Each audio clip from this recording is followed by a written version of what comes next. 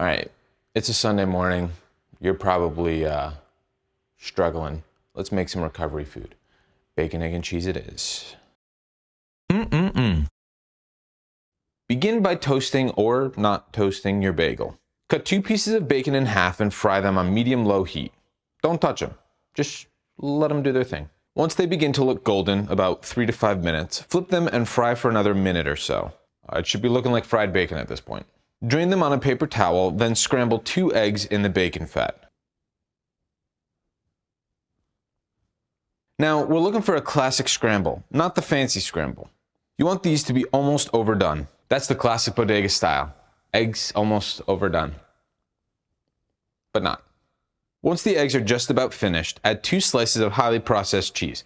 Kraft singles are a bodega's best friend. Let that ooey gooey melt, then build. It's bagel, egg and cheese, bacon, sauces, bagel.